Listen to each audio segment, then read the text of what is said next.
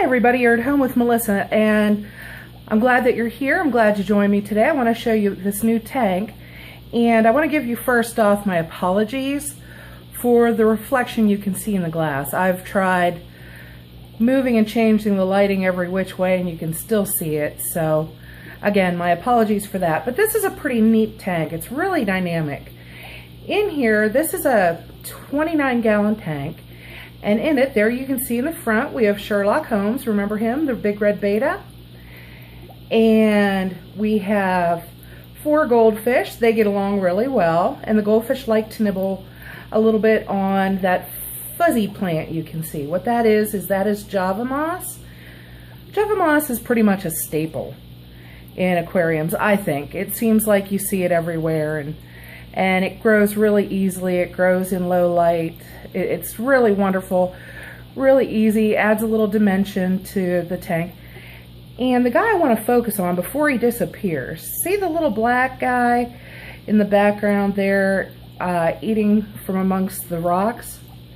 That's a pleco. That's a common pleco, and there are actually 2 of them in here. Now those guys are obviously very young. If you know anything about plecos, you know they get enormous. They will grow so big, there's no way that they'll be able to live out their lives in this particular tank. An adult pleco needs to be, they suggest actually that you put them in a tank that's at least 75 gallons. And to see him out and about like that right now is really a nice treat, because plecos are also nocturnal. So usually in the day, you'll see them, and that particular one back there, he has a wonky tail. It appears that it was broken to me. It does at some point. And he's been like that all along. He's always been that way. His companion, I don't know where he is right now. He might be hiding in the fake log that you see there in the foreground. But I want to tell you a little bit about plecos, because they're I think by the novice, they're really misunderstood. I know that they were by me. I always thought of them as being a fish that just kind of, they sell them, calling them algae eaters.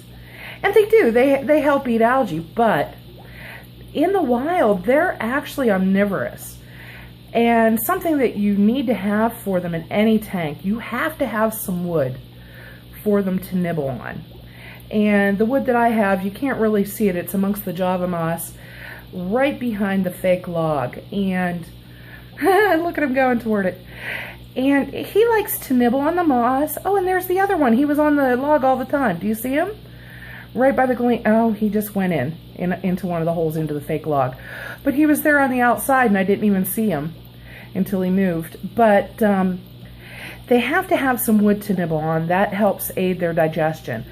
And the little piece of wood that I have in here is simply a piece of, oh, I think it was maple that I had cut down, and I wanted to have some wood in here for him.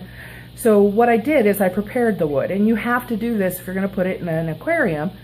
You find driftwood, you find a piece of wood you like, you want to put it in your aquarium, either in this case for nourishment for a particular fish or for decoration. What you need to do is you either soak it for a couple of weeks, changing the water every few days until eventually the water remains clear as you're soaking it, or you can do basically the same procedure except by boiling.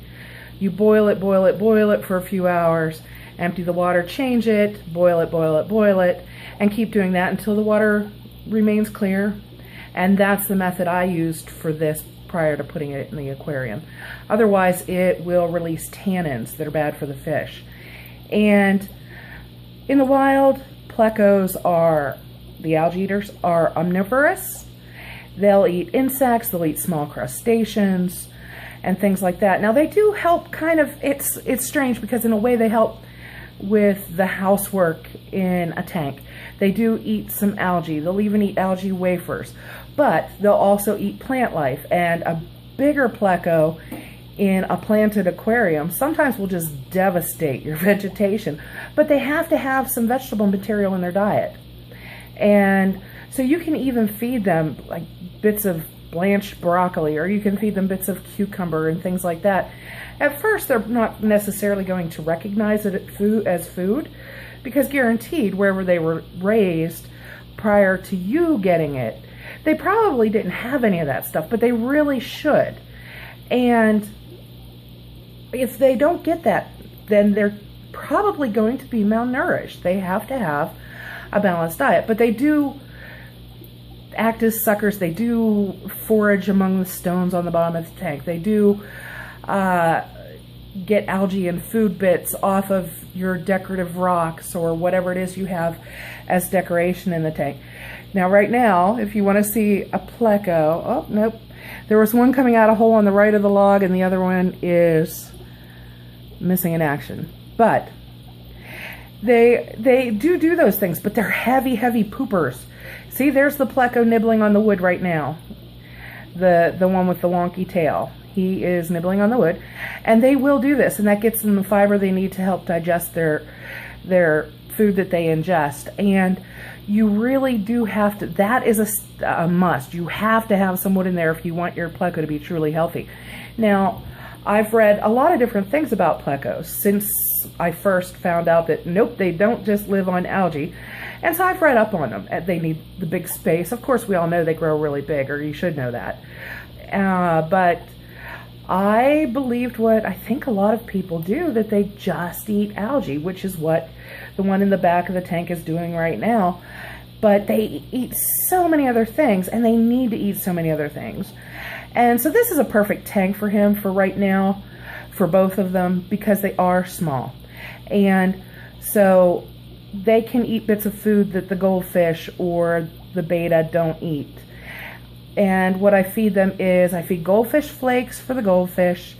I don't really concern myself too much with making sure they get a specialized diet that's really good for them.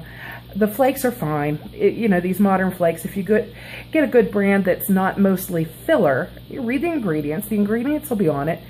And if you get something that's not mostly filler, you're probably getting something that's really good for the goldfish, in the goldfish flakes. And I have floating Tetris betta food, for Sherlock, the betta. And the goldfish rummage around in the stones afterwards, and they also eat some of the betta's food, as do the plecos. And I've got the wood in there for the plecos. And I've got the vegetation, which both the goldfish and the plecos tend to nibble on.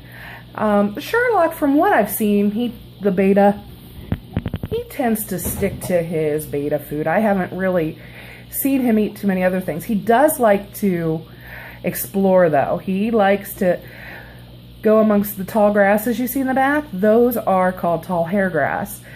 And he'll swim in amongst them. They're really stiff in texture. And he'll swim amongst the reeds, or whatever you call it with grasses.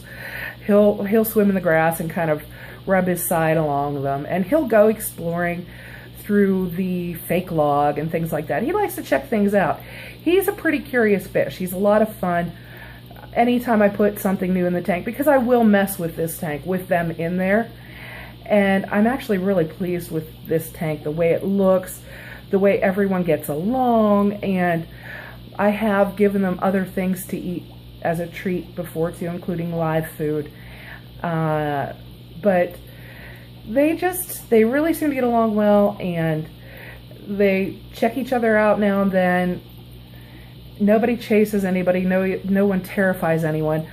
But I've heard that plecos, and this I don't know, I've never had a large pleco, so I can't tell you firsthand, but I have heard that the plecos, when they get really big, when they reach adulthood, and when they reach adulthood, you're going to know it, they're like a bazillion feet long. No, they are really large, though. I have one in another tank. Right now, he's not at full growth. I don't know if they're indeterminate growers or determinate growers, but right now he's probably about 6 inches long. And when they get to be adults, they can be really aggressive. So, and like I said, they also are heavy eaters and heavy poopers. And it's suggested that when you have a big pleco, that you have a sponge filter, as I do in the back. The sponge filters are a really good filter in that they're gentle. A lot of the filters you hang on the back of an aquarium, you can't, for example, have small tetras or shrimp or anything light and delicate like that, because it will suck them in and kill them.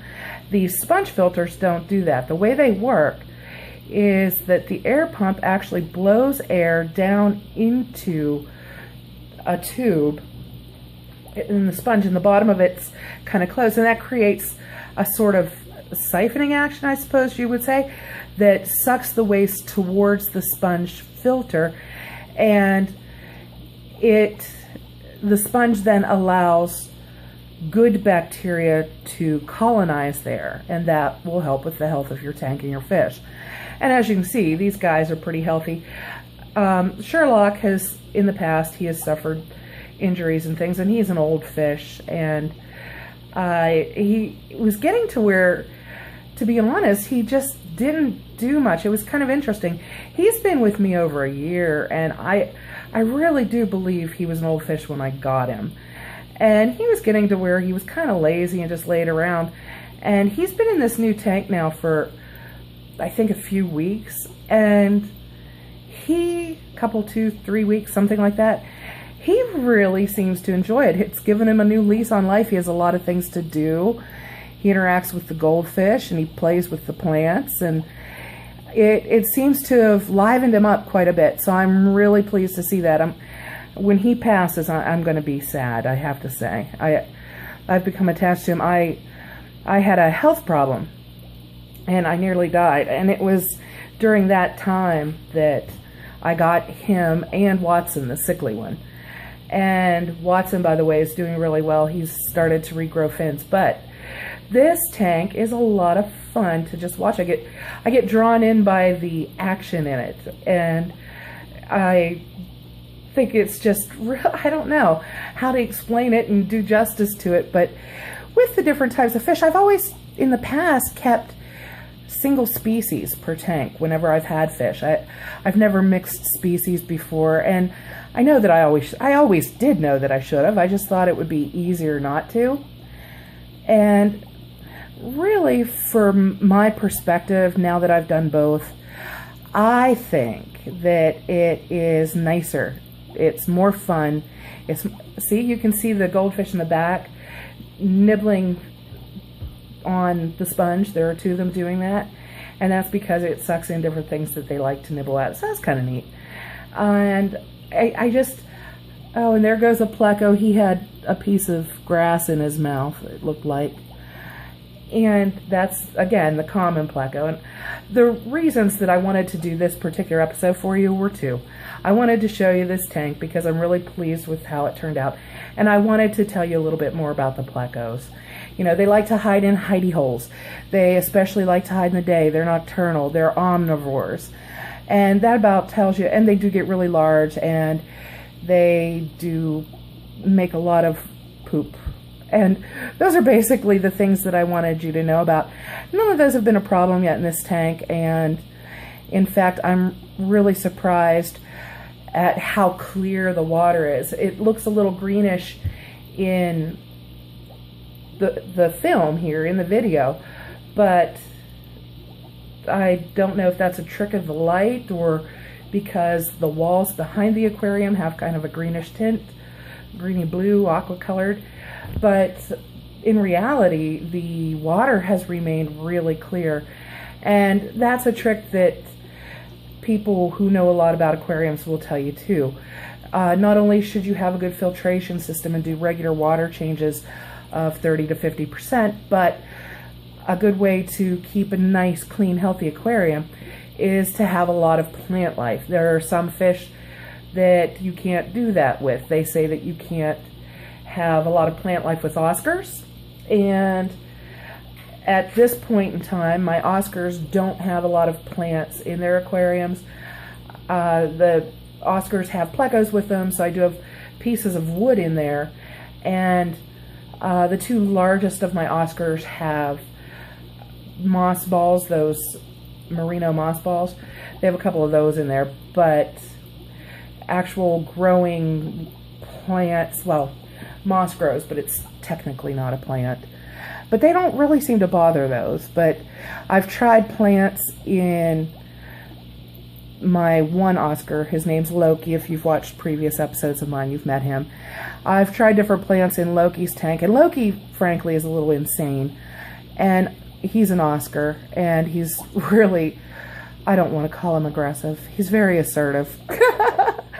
And I've tried plants with Loki, and he tears them out of the substrate and just lets them float. And then, you know, once he's torn them out, he seems to lose interest in them, and then he just tries to avoid them. But I'm going to keep trying, even though, you know, because God forbid I should actually listen to people who know what they're talking about. But I'm going to keep trying with plants in my Oscars tanks. And we'll see if we ever get there. If not, I also plan to do a little aquaponics in the future, and I'll show you how that works out. And that's something I've wanted to do for, I think, years and years probably. And I want to do that to help keep the aquariums clean, and just because it'll be really nifty. Then I can have my house plants in them. Where the plants are in my aquaponic system, it's going to be up a little too high to really reach the plants well. So I don't think I'll do edible plants because the harvesting of them will annoy me. So what I think I'll do is just use the plants. They'll be on a top shelf kind of high up, and I'll use that to soften the looks of the shelves on which we have the aquariums, and of course to provide oxygen here, filter the air for me, filter the water for the fish, and the plants will be getting permanently watered, and I won't have to water my house plants. I'll just have to trim them when they need trimmed and cut off any dead parts and feed them to my worms. So we're getting a nice little ecosystem going in the house here where everybody feeds everybody else. I love those common plecos. I just, they're so underappreciated. They're just thrown into tanks as kind of worker bees, but they're so pretty up close. If you see them with their fins open, and sometime, if I haven't shown you before, I'll show you on the big pleco, if I can get him to open his fins for us. But their fins, especially the dorsal, look like they're made of lace. And I just think they're really pretty. So that is really all I wanted to cover with you today. I've shown you the aquarium, what's in it in terms of the plants and the different animal life, and told you a little bit about the plecos that you might not have realized. One last thing, they also say that you can even give them algae wafers to eat, but if you're giving them a well-balanced diet and they're also eating the algae in the tank and they've got plants to nibble on and things like that, and maybe you're giving them some live food here and there, you should be fine. I can't see where you wouldn't be with them. And so I hope you enjoyed this episode, and I hope that you found something useful and interesting in it, and I hope that you join us again. Feel free to comment down below the video and to subscribe if you want to keep track of what's going up on different dates. The computer will let you know that way whenever something new is posted. And other than that, I hope that you just have a really great day, and I thank you again for joining me. Bye-bye.